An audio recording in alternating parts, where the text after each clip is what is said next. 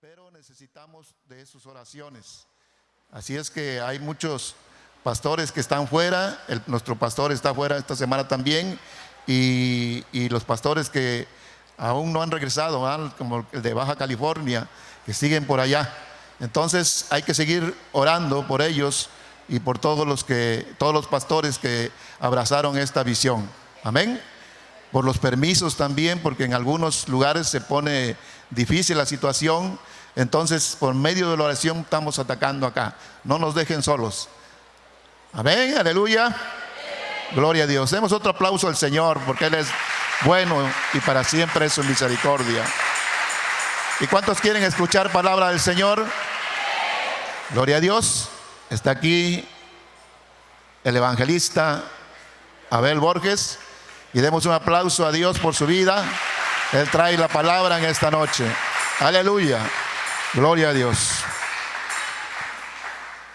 Gracias, pastor. Dios les bendiga. Buenas noches. ¿Puede ponerse de pie, por favor?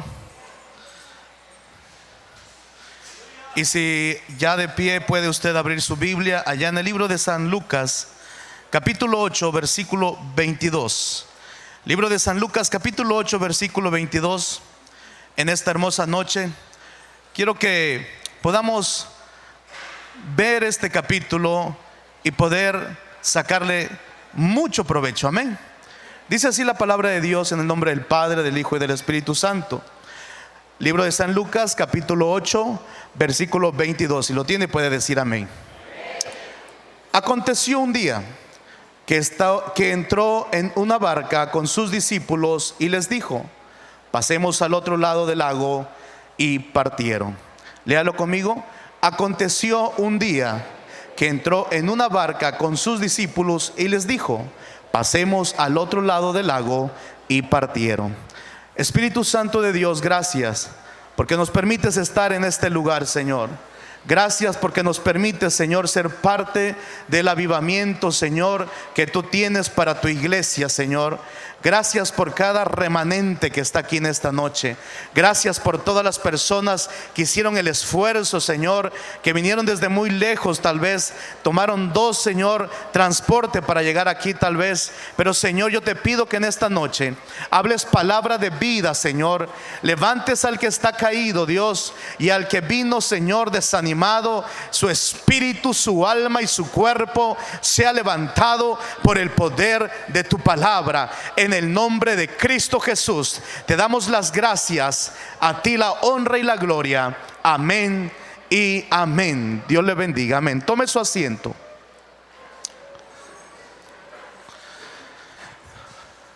Los procesos de Dios son procesos muy difíciles y muy dolorosos muchas veces. Hay procesos que a muchos se les hace muy largo, a otros se les hace más corto. Pero hay procesos que Dios usa para poder levantar nuestras vidas, para poder levantar nuestra familia y para poder levantar nuestro ministerio. Cada vez que algo sucede en mi vida, cada vez que algo sucede en mi entorno, es que algo Dios tiene para mí. Amén. Para que estos hombres fueran llamados discípulos, para que estos hombres de Dios fueran llamados después en el libro de los Hechos apóstoles, siempre Dios quiso pasar por un proceso a los discípulos.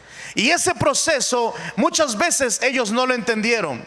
Ese proceso vino muchas veces a causarle dolor y decisiones difíciles que tomar. Ese proceso les ayudó para poder crecer y para poder formar su carácter. Los procesos de Dios nos ayudan a formar nuestra vida y a formar nuestro carácter. Y eso es lo que Dios, lo que está queriendo hacer en la vida de los discípulos. Y Jesucristo les da una orden en un día común y corriente. Esos días comunes y corrientes que nos levantamos por la mañana, salimos corriendo para llevar a los hijos a la escuela, o nos levantamos corriendo para ir al trabajo. Esos días comunes y corrientes, de lo que menos nos esperamos es que ese día Dios quiera usar mi vida y quiera usar el proceso para cambiar mi carácter. Y dice la Biblia que en un día común y corriente le dice a los discípulos estas palabras. Aconteció un día, empieza Lucas hablando acerca de este capítulo. Lucas es un hombre que le habla a los griegos. Lucas es muy detalloso a la hora que escribe cada capítulo y cada versículo, porque los griegos eran demasiado minuciosos en entender la palabra de Dios. Así que ahora dice, aconteció un día. Diga conmigo, aconteció un día. En los procesos de Dios hay acontecimientos, y un día te tocará a ti, como también me ha tocado a mí. Acontecimientos que han de cambiar mi carácter, acontecimientos que aumentarán mi fe, acontecimientos que enmarcará mi vida de aquí en adelante. Pero eso no lo sabían los discípulos. Eso no lo sabías tú tampoco. El día que empezó ese acontecimiento a suceder en tu vida, y para hoy puede ser que sea una carga, sin darte cuenta que eso Dios lo está usando para levantar tu vida, para levantar tu ministerio, para levantar a tu familia, para levantar a tus hijos y para levantar tu generación que necesita que ser levantada.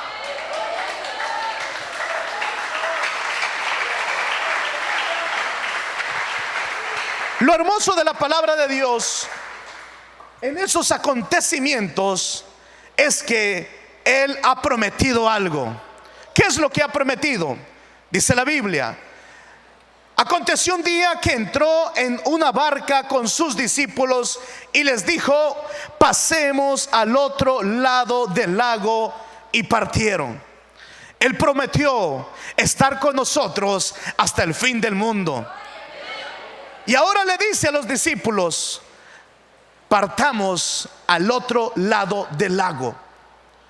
El otro lado del lago no lo conocen.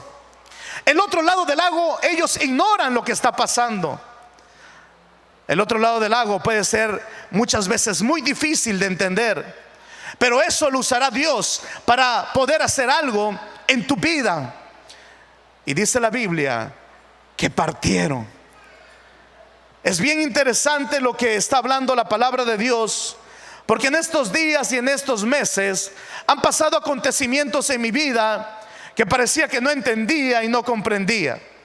Cuando mi esposa, quien está ahorita en Tabasco, ya que no la pude traer por el parto que ella tiene, no puede viajar, me dijo el doctor que ya era muy apresurado para traerla. Para mí ese acontecimiento de ser padre es como algo nuevo. Ese acontecimiento de ver el proceso, de ver a alguien que está naciendo en el vientre de la mujer amada, era algo nuevo. Y para mí era pasar los días con ella antes de que naciera. Pero cuando nació el proyecto de México comprado con la sangre de Cristo, el pastor me dijo: vas a apoyar a Tamaulipas, al distrito 4.1, y entonces tú has de ir a esos lugares. Mi mente y mi plan era pasar los últimos 3 meses con mi esposa, acariciando su bello estómago y diciéndole a mi pequeño que estaba desarrollándose cuánto la amaba. Mis planes eran poder estar aquí localmente predicando en algunos eventos que ya yo tenía planificado, que ya me habían invitado, pero ahora cambió la estrategia, ahora cambió el calendario, porque cuando hay acontecimientos que Dios va a hacer en tu vida, Él cambia el calendario, Él cambia la hora, Él cambia todo para que puedas entonces creer que el que te está enviando es Él.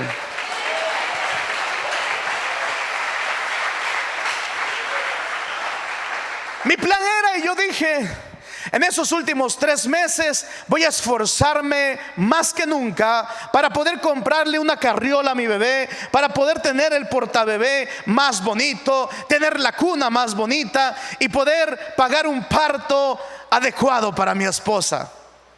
Pero ¿qué cree? Todo cambió.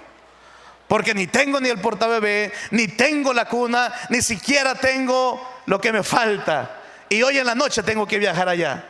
Pero mi fe es tan grande.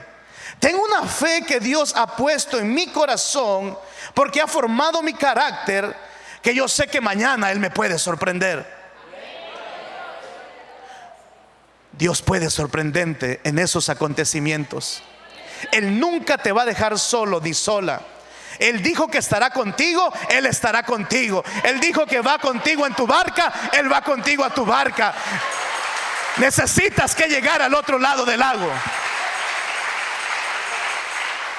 Y sabe, ese día para los discípulos ha de haber sido como un día de campo.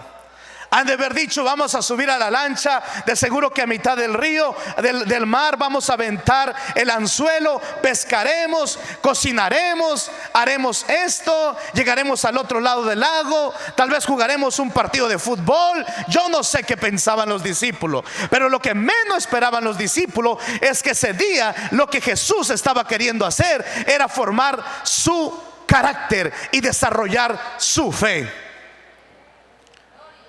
Dice la Biblia, versículo 23: pero mientras navegaban, Él se durmió y se desencadenó una tempestad de viento en el lago, y se anegaban y peligraban. Qué día de campo, qué acontecimiento. En medio del mar, Dios cambió los planes. A mitad del camino, Él cambió los planes, porque Él quiere ver de qué manera voy a actuar, de qué manera voy a hablar, de qué manera ahora me voy a dirigir al Maestro. Él quería ver qué era lo que los discípulos iban a hacer.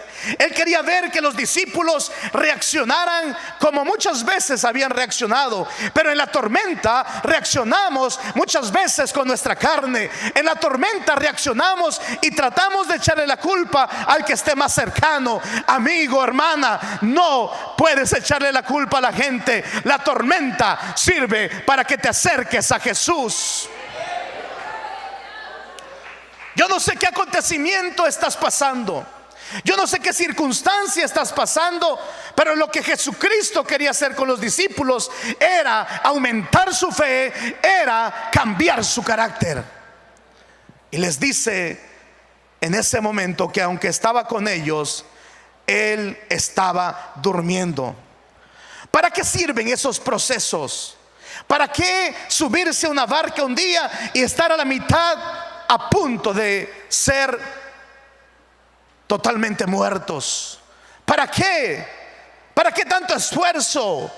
¿Para qué tanto tiempo pasando con Jesús? Y hoy estoy en medio de la tormenta y no sé ni para dónde ir. Y de paso el Maestro está durmiendo. Esos silencios de Dios que nos incomodan, esos silencios que queremos escuchar la voz de Dios y no lo puedes escuchar. Esos silencios que gritas y estás toda la noche clamando y rogando y simplemente no escuchas nada.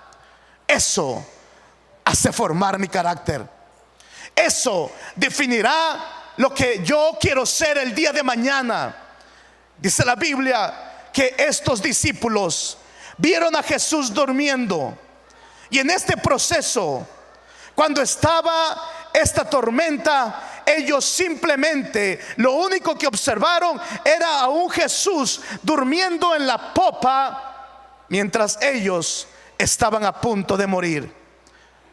Jesucristo estaba allí, pero no entendían que solamente era un proceso. Ese proceso que muchas veces nos llevan a la angustia. Sabes que en esos momentos que estás navegando y está a punto de golpear esa tormenta a tu vida, lo primero que se te viene a la mente es una angustia, una desesperación. Te sientes angustiados. Los discípulos se sintieron angustiados. Los discípulos vieron al Maestro durmiendo y dijeron: ¿ahora qué vamos a hacer? ¿Ahora hacia dónde vamos a ir? La angustia en medio de la tormenta no sirve, no funciona. La angustia va a hacer que tu barca se hunda. La angustia va a hacer que tu familia se hunda, porque la barca representa a tu familia. Y si tú te angustias, tus hijos se angustiarán. Si tú te angustias, tu esposa se angustiará. Pero ¿qué tal si muestras una cara de ánimo? ¿Qué tal si en medio de la tormenta te olvidas de la angustia y te acuerdas que Jesús está en tu barca? ¿Qué tal si en medio de la angustia empiezas a creer que Él no te va a dejar solo? Otra de las cosas que empiezan a suceder en medio de la tormenta es que empezamos a entrar en apuros. Los apuros hacen que no tengamos una visión hacia dónde nosotros vamos a ir. Hay gente que se siente apurada por un pago y eso es su tormenta. Se atormenta porque tienen que pagar aquí o tienen que pagar allá y sienten que no pueden pagar, y cada vez que van haciendo un pago más, parece que el aumento está subiendo y se apura la gente. El apuro no te ayudará para detener esa tormenta, simplemente lo vas a empeorar más. No tienes que sentirte apurado. Otra cosa, en medio de la tormenta nos sentimos perseguidos. Sentimos que no podemos estar seguros. Hace 4 días me habló un pastor de un lugar llamado Atizapán, en Tamaulipas. Nos tocó ese municipio estar con ellos, y cuando estuvimos allí fue una bendición tremenda. Dios derramó de su presencia, Dios hizo cosas maravillosas. Y el pastor Homero, quien es el pastor que organizó todo lo de Atizapán, fue tanto su alegría y su gozo que después él dijo: vamos a hacer otro evento en un lugar que se llama Ocampo. Él se preparó con los pastores de Ocampo, estuvo trabajando fuertemente, y cuando llegamos a Ocampo, una tremenda bendición también. Pero estando en Ocampo, le hablaron por teléfono y le dijeron: sus sobrinos los acaban de secuestrar. Mientras usted está allá en Ocampo, sus sobrinos están secuestrados. Así que el pastor, terminamos rápido el evento, tuvo que llegar nuevamente a Atizapán y empezó a entrar en apuros. Yo iba en otro carro y me dijo: hermano Abel, está intercediendo, estén orando, porque se secuestraron a mis 2 sobrinos y el pueblo entero está atemorizado. Porque este grupo criminal va a empezar a secuestrar. Porque una vez secuestrando a una familia, empiezan a secuestrar a otras familias, y el pueblo está atemorizado. Y entonces entró en apuros él. Al siguiente día, pues yo pude hablarle a los líderes, a los supervisores del distrito 4.1 y a los pastores, amigo mío, que me podía encontrar en la línea. Les decía: empecemos a interceder por este pastor. Intercedemos una y otra vez, y a la noche hablo al pastor y me dice: mis sobrinos se pudieron escapar y están en la casa. Pero ¿sabe? El pueblo empezó a irse al siguiente día. La iglesia, que tenía como 120 personas, al siguiente día tomaron sus maletas y se empezaron a ir. ¿Por qué?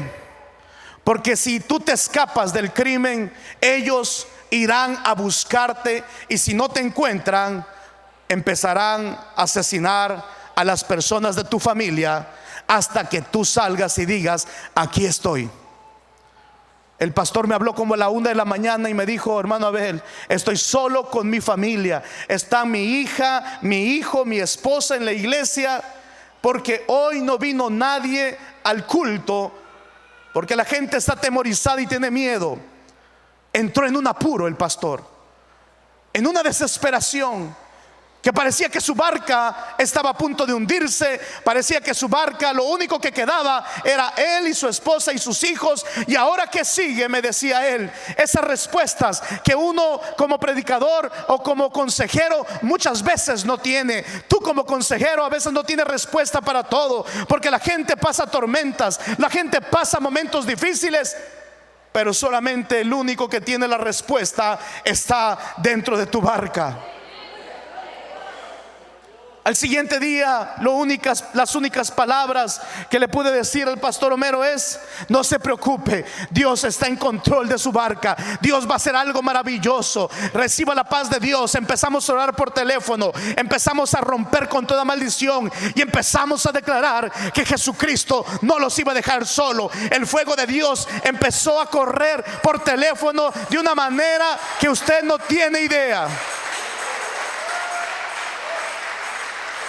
Y me dijo estas palabras: gracias porque hoy tengo paz. Porque de seguro ese canto es realidad. Lo que necesitamos en medio de la tormenta es paz. Paz en medio de la tormenta. Porque eso te ayudará a seguir avanzando. Porque tienes que llegar a la siguiente orilla. Con razón el apóstol Pablo dijo estas palabras. No se equivocó el apóstol Pablo al escribir en el capítulo 4, en el libro de 2 de Corintios, versículo 8.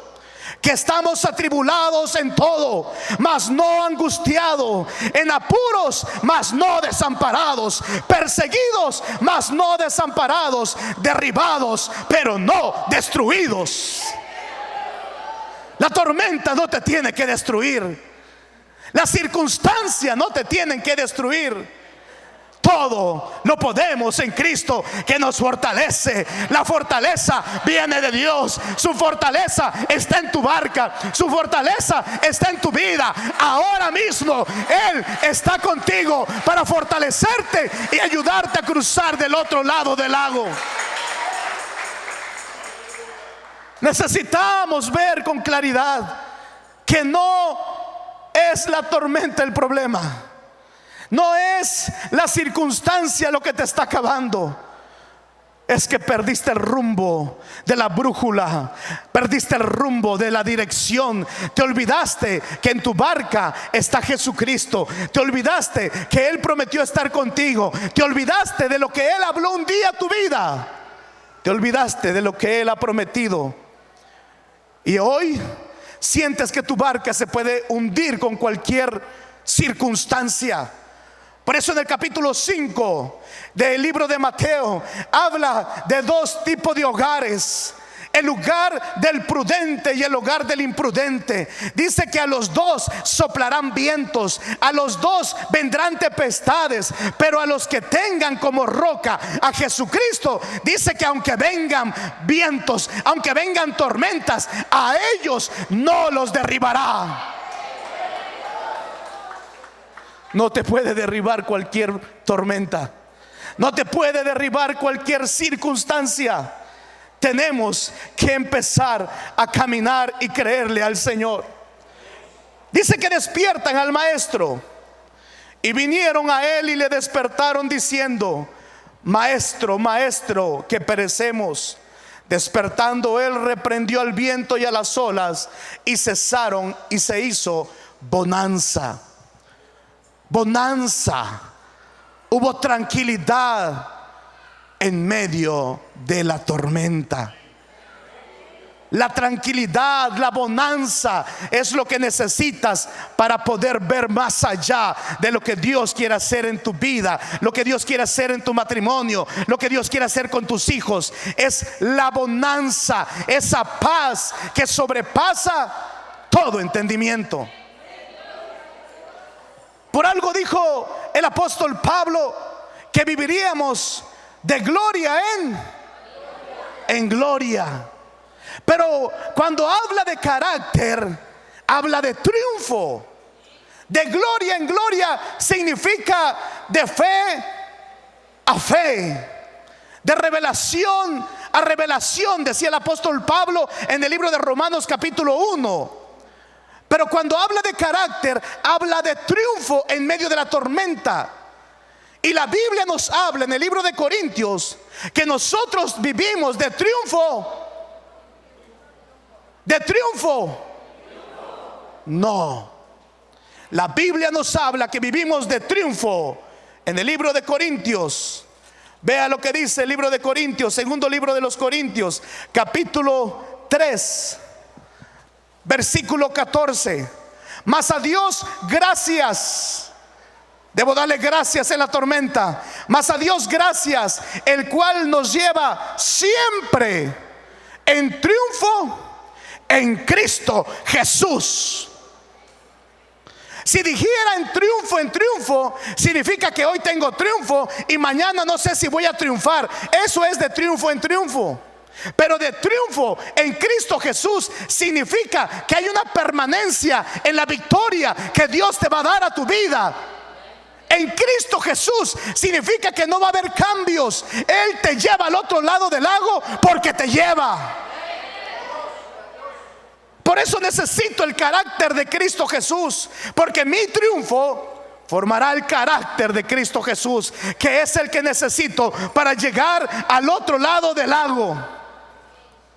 Para poder llegar al otro lado del lago y poder sacar las circunstancias que Dios muchas veces lo usa para poder avanzar en la vida.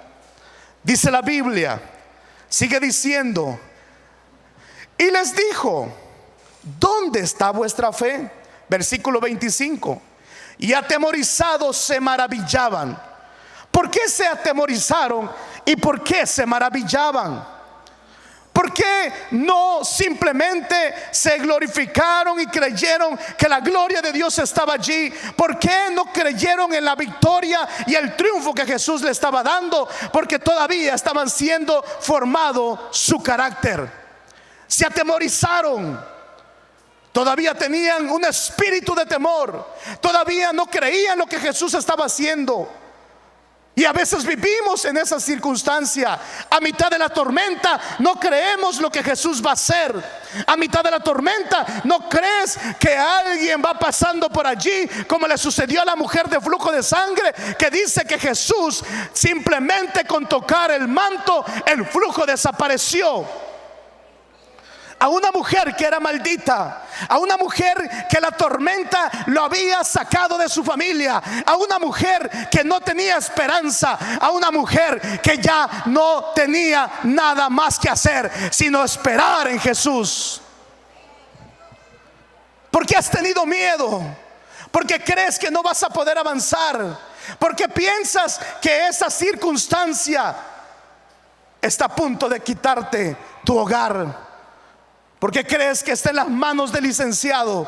¿Por qué crees que está en las manos de los doctores? ¿Por qué has llegado a pensar eso?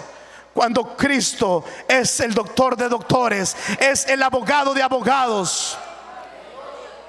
Clama a mí y yo te responderé y te enseñaré cosas grandes y ocultas que tú no conoces. Solamente hay que clamar.